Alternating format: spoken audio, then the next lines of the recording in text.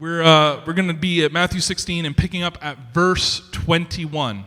And we're going to finish Matthew 16 today. I purposely separated these three sections because I felt like there was three very different tones and very different messages that I wanted to make sure that I addressed individually because, sometimes when you're given too much, it's too much for us to process all at once, and we don't actually end up allowing it all to soak in. And so I want us to remember where we're at. We have Jesus, of course, at the beginning of Matthew 16, giving the sign of Jonah, and we went through what that meant a couple weeks ago. And again, all of this is on YouTube if you want to go back and see it. And then last week we have, okay, so who do you say I am? And we have Peter. By the power of God, right? Jesus says this has been not revealed to you, not by your own reasoning and your own figuring it out, but because the Lord your God has revealed to you that he, as Peter says, is Messiah and the Son of God. And the reason I want to pick at that today is because of understanding. And this is going to really lean into what we're talking about today. And the main reason, again, I want to draw to that is that there was a real understanding of what it meant to be Messiah in Israel 2,000 years ago, right? They were waiting, as I've said before, for this warrior leader who was going to come and bring an end to the oppression of the Jews. Remember, at this point, for the last 600 years, they have lived under constant oppression. They have not had a nation of their own. Every time they think things are about to get better, it gets worse somehow. And so they are undergoing incredible persecution. And so for someone to claim to be Messiah is for someone to claim, I am going to end this.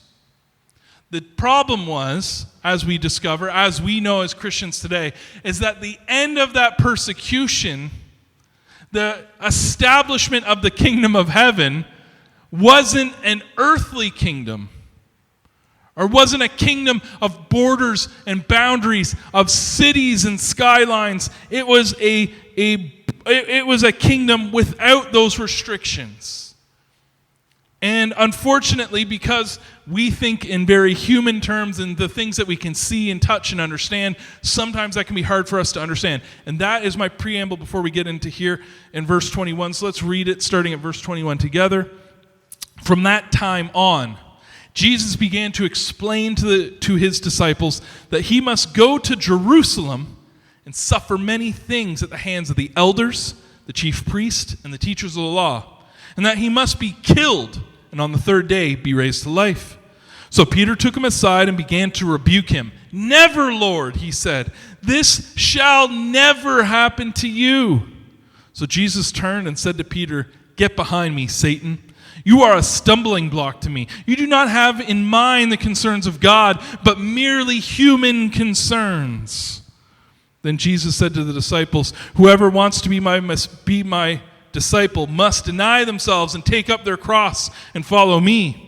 For whoever wants to save their life will lose it, but whoever loses their life for me will find it. What good will it be for someone to gain the whole world yet forfeit their soul? Or what can anyone give in exchange for their soul? For the Son of Man is going to come in his Father's glory and with his angels, and then he will reward each person according to what they have done. Truly, I tell you, some who are standing here will not taste death before they see the Son of Man in his kingdom. Let's unpack that. First, let's start at the beginning where he makes the prediction. Remember, who is it that they're waiting for? The Messiah. Even though, strangely enough, Peter has it revealed to him, and he understands the Messiah is actually much more than a man, but he's actually the Son of God. Remember, this is a radical re-understanding, a reimagining, because up until this point, they've been expecting a man like Moses or Joshua to come and lead them in battle. That's what they're waiting for. They're waiting for another King David to expand the borders back to the glory days. They're looking for a commander. And what they were given was a carpenter. So you can understand their confusion, right? And I get it. And I understand, even though Peter has this miraculous thing revealed to him, And even though Peter has this understanding that Jesus is much more than a man, sometimes it's one of those things, right, where we can hold two competing worldviews as true at the same time. He both believes that Jesus is man and God, and that somehow, right, Peter is going to be able to intervene in the very things that are going to have to happen. Right, when Jesus gets up there and he says these things, hey, guess what? I'm going to Jerusalem, and this is what's going to happen. By the way, I think this is a very human response because we have a absolutely massive aversion to pain, to suffering. In fact, especially here in North America, let's face it, how many times have I talked about fasting? And when I'm usually having conversations with people about fasting after the service or out somewhere else, and we'll be chatting about it, be like, yeah, but pastor, like I just get in this pain. You know, it's only, I ate like a couple hours ago, but I'm just so hungry and I'm in this pain. It's like, we're so adverse to pain. We're so adverse to suffering. We're not willing to endure even hunger pain.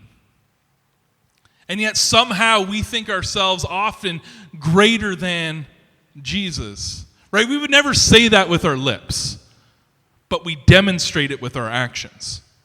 Right? I was thinking about this the other day. Right? And it's one of those things, and I bring it up with speeding, and it was funny. I even said, the last time I brought up the whole speeding thing, I brought this up and I said, and it's going to be misunderstood, and someone's going to think that I'm saying that you have to do all these things to get into salvation. And sure enough, I had someone come up to me after the service and make the comment, well, I guess, Pastor, you can't do that, or else you're going to have to, you're going to end up, not getting salvation. And I was like, see, I knew it was going to be misunderstood. But the fact of the matter is that's not what it's about, and we're going to get to that later here as well. But the issue is we have this thing in our life where we think we know better than Jesus. We think we know better than the authorities because we just do what we want when we think it's convenient. Right? If the speed limit is 80 and you're driving 90, you're saying, that's because I know better. Now, maybe you don't like to think that that's what you're thinking, but that's what you're doing. Like, your actions demonstrate that that's what you're thinking. And I like using speeding because it's kind of an innocuous example. Right? But we do this throughout our entire lives with all of our decisions. Anytime we make a decision counter to that which God has called us to do, we're saying, I know better than you, God. Which is wild to think about, right? Like, none of us would say that with our lips, because that's a crazy thing to say. I know better than the God of the universe, the Lord of all creation, the one who spoke and the universe began. It's a wild thing to say that you're smarter than that person. And yet we act that way all the time. And so what's Peter do? He shows up and he see, this is what I like. It's not Peter shows concern. Peter rebukes him.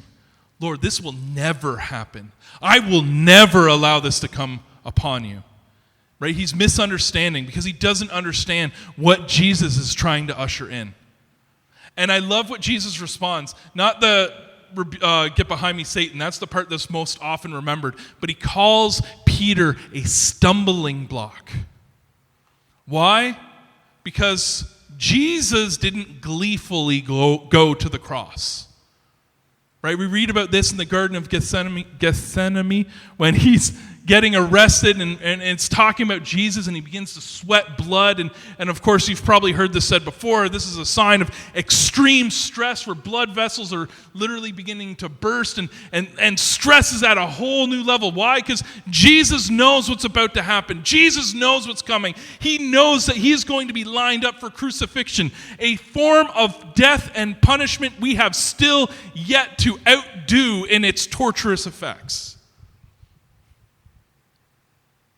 It is awful, it is barbaric, and yet Jesus, knowing fully well what it means, I'm sure if he had to go face temptation in the desert, I'm sure that this temptation that Peter is putting before him, no, Jesus, let me save you. Let me be the one to take this from you. Don't die, Jesus. I'm sure he was tempted in that moment too. It's just he made the right decisions. Peter, you're making this difficult for me because I know what has to be done. Then he gives them a little bit of a a little bit of a message. Right? And I love this because we say this all the time, and I wonder if we really grasp the gravity. You have to deny yourself and take up your cross. People say, well, you got to take up your burden. No. When did Jesus take up his cross? On his death march, knowing full well when he got to the end, it would cost him his life. How many of us are willing to realize that when God puts something that momentous in front of us, that monstrous in front of us, when we see exactly what God has called us to do, when we hear the words and we say, you know what, God, like this could cost me everything, but it's worth it. See, that's what Jesus said. Jesus knew what the cost was going to be. Jesus knew that when he bore that cross, remember, the other two that were crucified next to him, they didn't undergo the torture that he did. Jesus got like crucifixion plus. Like it was so brutal. And he knew that this was going to happen. He understood it was the payment for sin so that we could be saved. Right? He revealed this to us earlier in his ministry, where he said that it is by him, by his blood, that we are saved. Of course, that must have been real confusing at first, because there he is, he's still alive. What's going on? But when he stands there and he tells us that we need to be ready to bear our cross, what he's saying isn't just you're going to have a slight burden in your life or you're going to have a little bit of difficulty. He's saying, I'm one day going to ask you something that's going to cost you and cost you significantly. And are you willing to bear it? Now, a lot of times, and I think, I truly believe it's because we live in the land of privilege. We live in the land where everything is just so easy. Canada is not that hard. Canada is life light. It is so simple.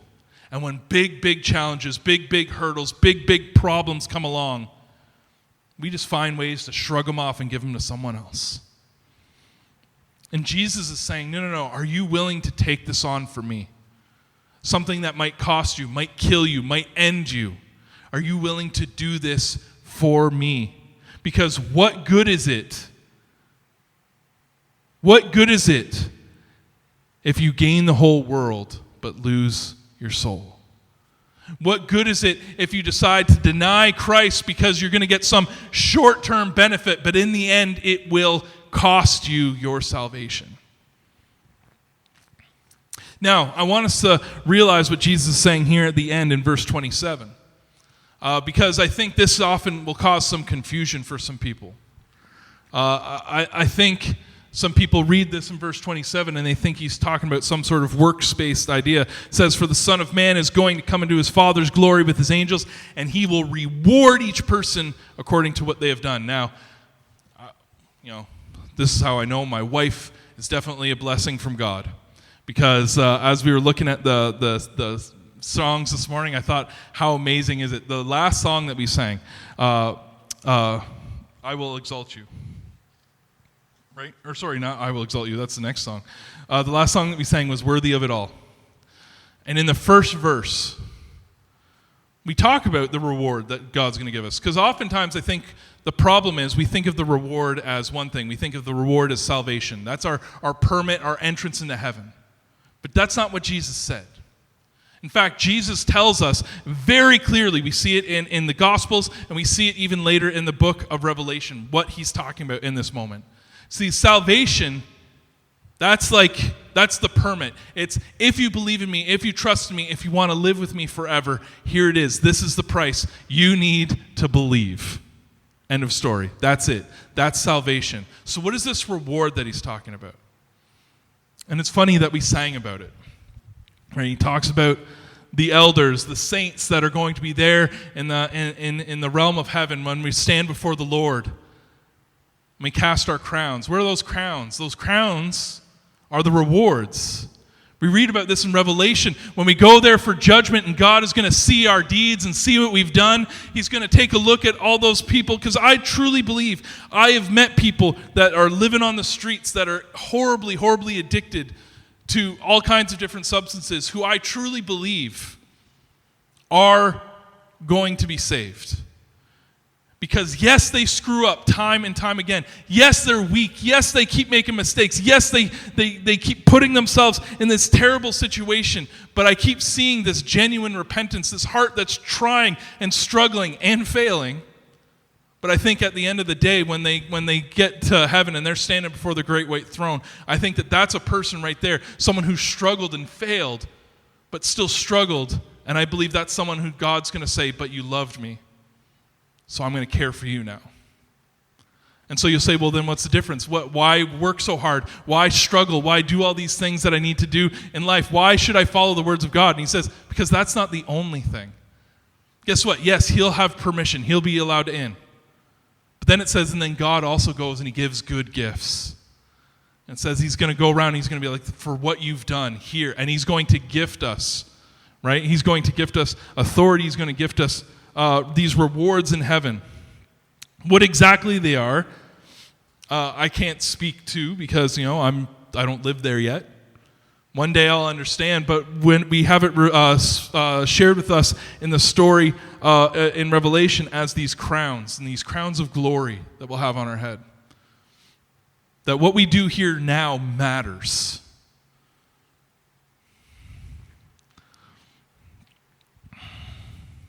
I want us to understand because there's a difference. I don't want us to think that we somehow earn our salvation, but instead what we're earning is something else. It's something different, something more than salvation. There is a point of working hard. There is a point to the effort we put into our faith. There is a point in the effort we put into this life. It is not just pointless. It is not just something to do.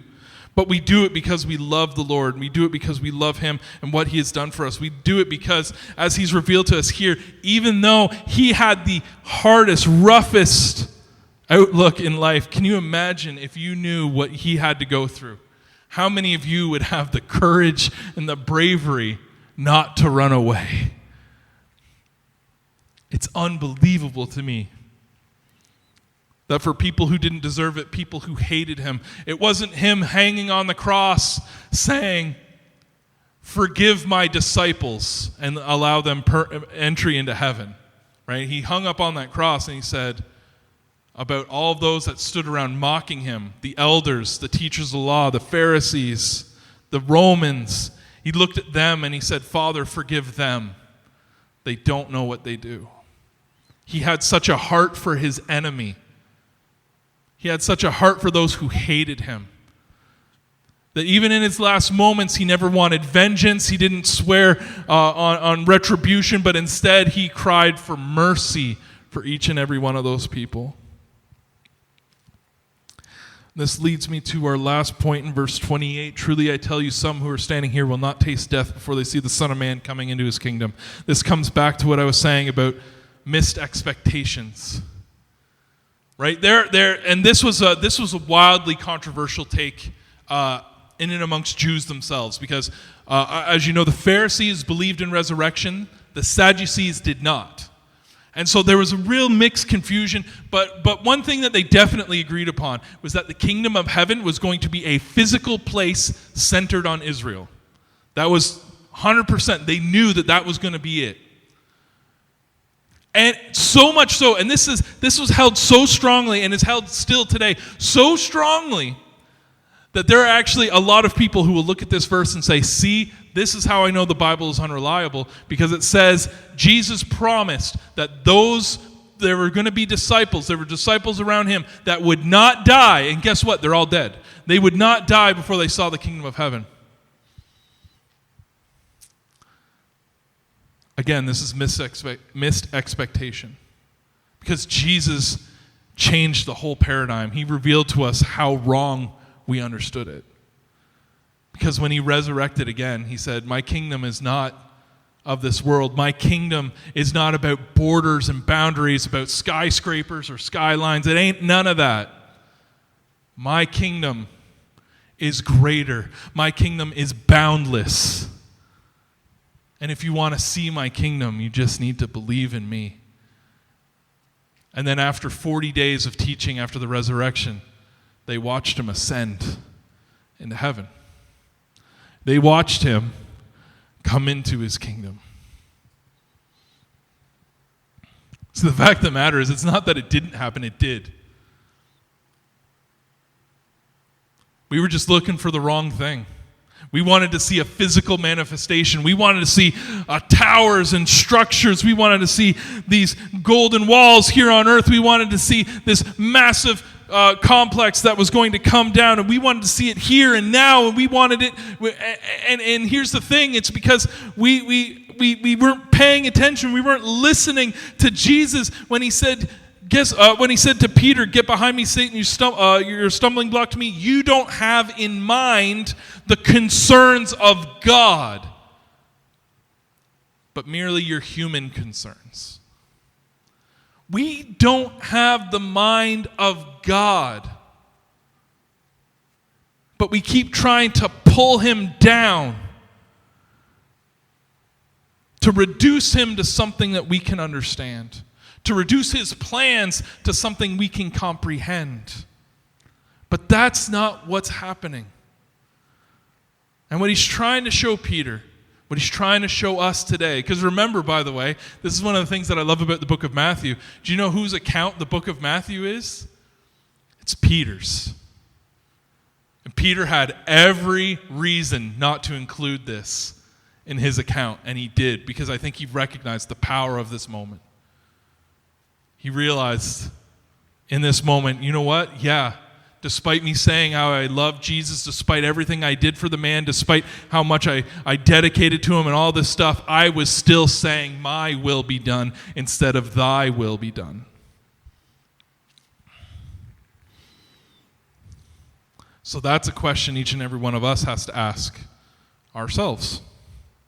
Whose will be done? Because a lot of times, we say with our lips, thy will, but our actions keep saying, my will. I'm willing to do your will, Jesus, as long as I'm not that uncomfortable. I'm willing to fast, Jesus, the 2 hours between breakfast and lunch. I'm willing to do this, Jesus, as long as it's not that inconvenient.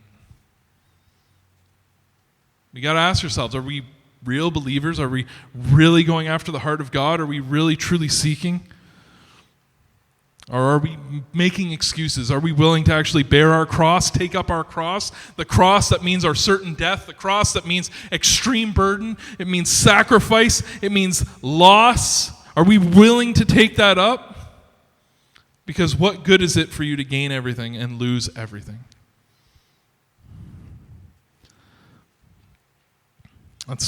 With heavy hearts, let's consider that and weigh that and allow that to actually work with us, because guess what? It's no joke. It's difficult. It's hard. It's a challenge. It's going to be a struggle. But what Jesus keeps trying to show us again and again and again is it's worth it. I promise you it's going to be worth it.